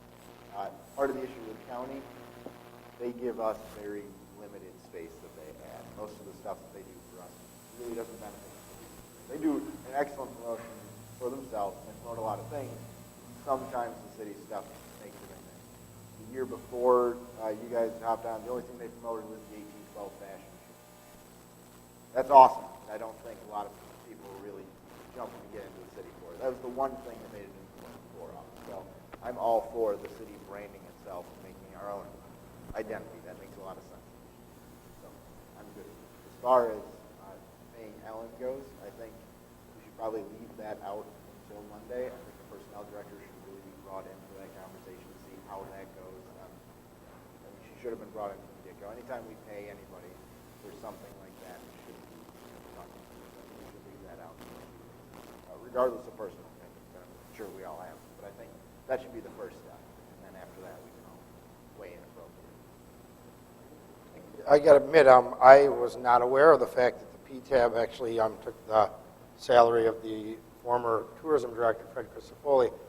I don't know, perhaps the city attorney can speak to this, or anybody here in the council, but is that unusual, or are there other? I thought all the committees formed were there. I didn't realize each had a budget separate. Is this unique, or is this common? Is there anyone who can speak to that? What was the? I was wondering. I mean, I don't want to say too much because honestly, I don't want to say anything against Fred, because Fred was a good man, but some things that went on with him, this kind of gave him a graceful exit. It was an easier out than an alternative option. So I'm just kind of leave it at that. If you want, I want to talk about it after, we'll leave it there. But Fred was a great member of the community. He was a valued employee, city employee. He did a lot of good things. He put his heart into the marina and getting the charter boats and stuff here. We had to make a decision. The salary that he was getting paid was around $15,000. Full option. And we think if it was an alternative, because we weren't going to hire somebody else to work the hours, that Fred did for $15,000. Just wasn't. So the budget for PTAB is $15,000 a year? No. It was when we first started it. It was when we first initiated. That was a couple budgets ago. Now there's no money budgeted. I just wasn't aware of set aside. There's some set aside. It's not. It isn't enough to cover the $4,000. I did Yeah. check So with this is, Yeah. there's and she said yes. yeah, there's No, money. Mrs. Code, right. The money is there. money. That's not what I'm talking Okay. about. I'm not getting into that. I know. Believe me, I know Fred. We went. Just to give you the background. Thank you for that, history part, because that is important to know what happened before. Was there somebody in the back that had their hand up? Yeah, I just have to say, I'm all about Oswego also, but first of all, this was not on the agenda, other than please come to speak if it wasn't just. Right, this was a fact, so, coming from this. And I think all of it is great, and you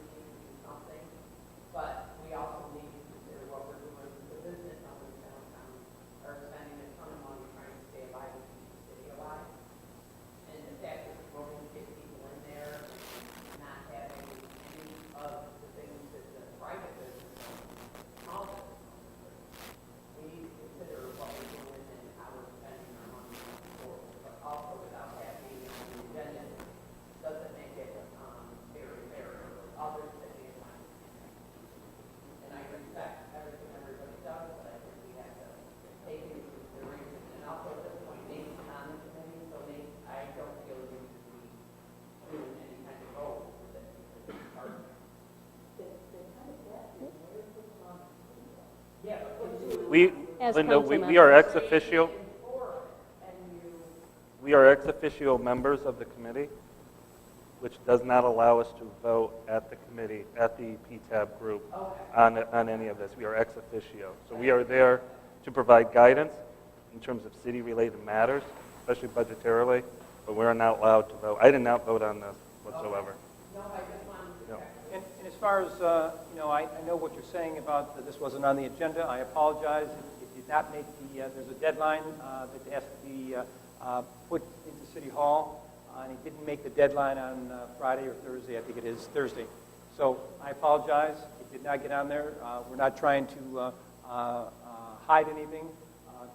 Whatever we're discussing today is a discussion, and we'll have a common council meeting next week, and there will be an agenda printed, and I'm hoping that this will be on it, and at that point we can also discuss it. It'll be a week's notice.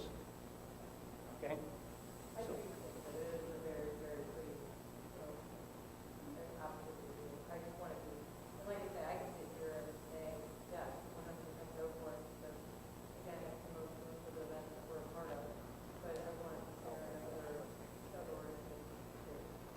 And could I just say one more thing? one more thing.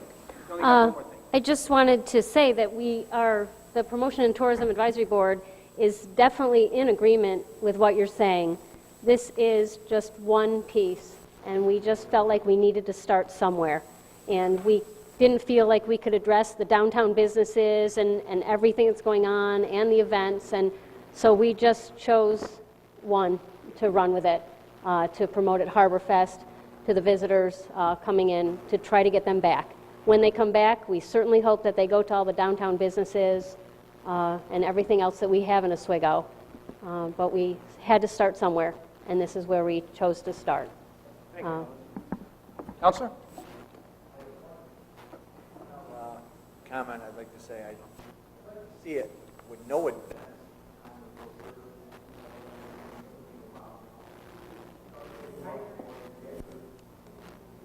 Well, you got every weekend or week, you got, can't say it now. Farmers market, you got farmers market, you got a lot of it on there. So if you put them out,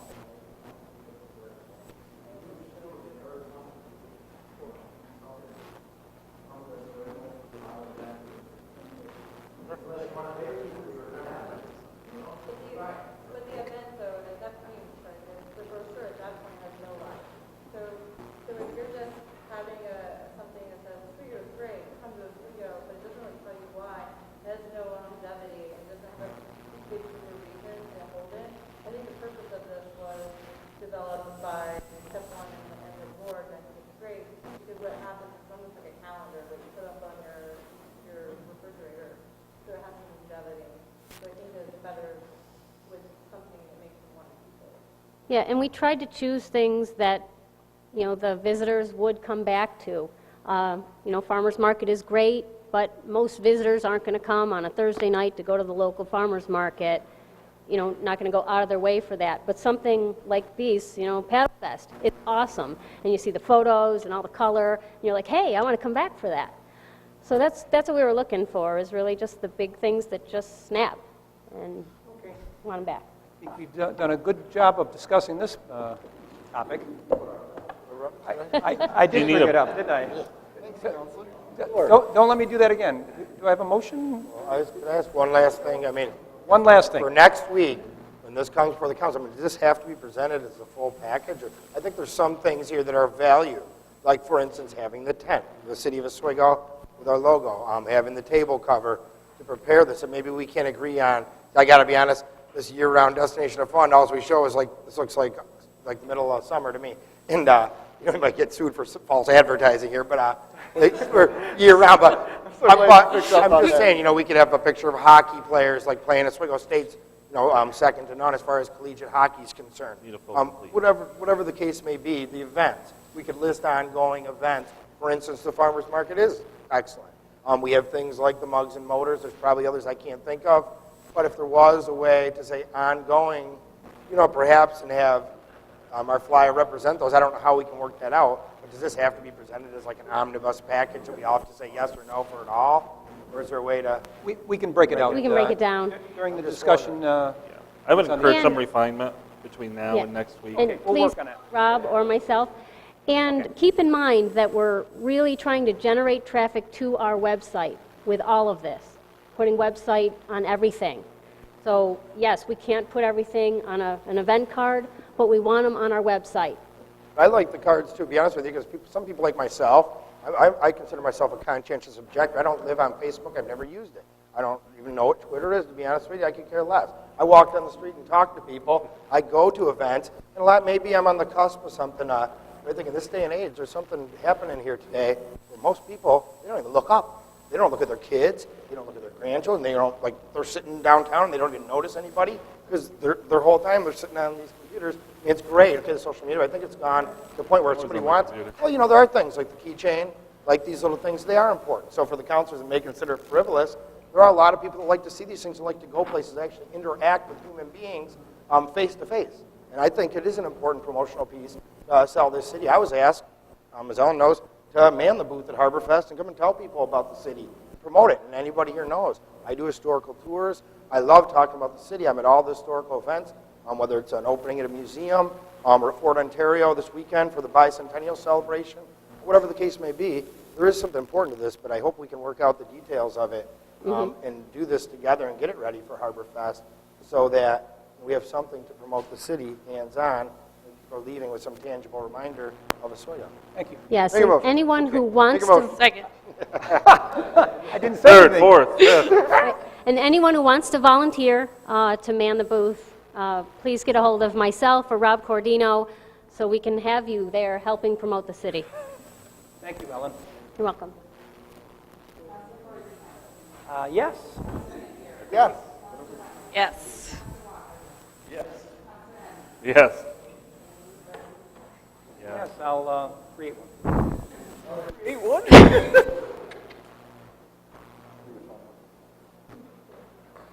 There you go, Mr. Chairman. Executive session.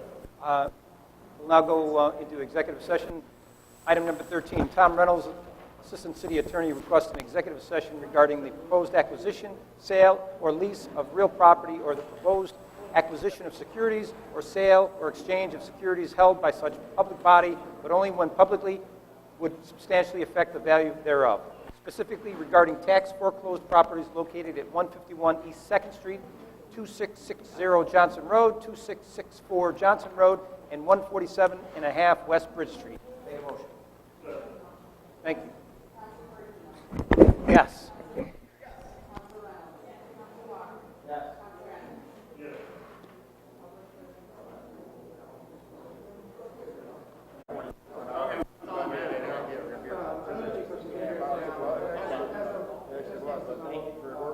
I'm interested to see this. I hope this can happen.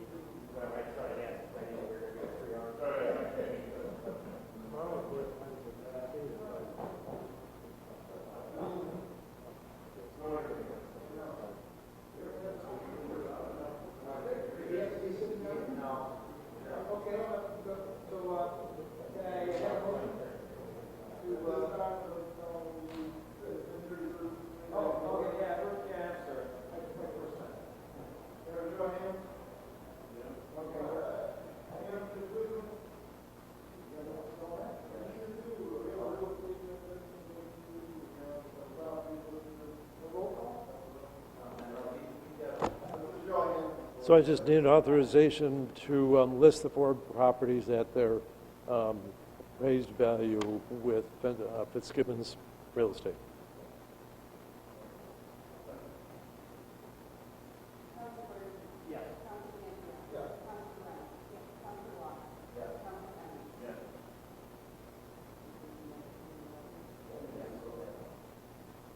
I will.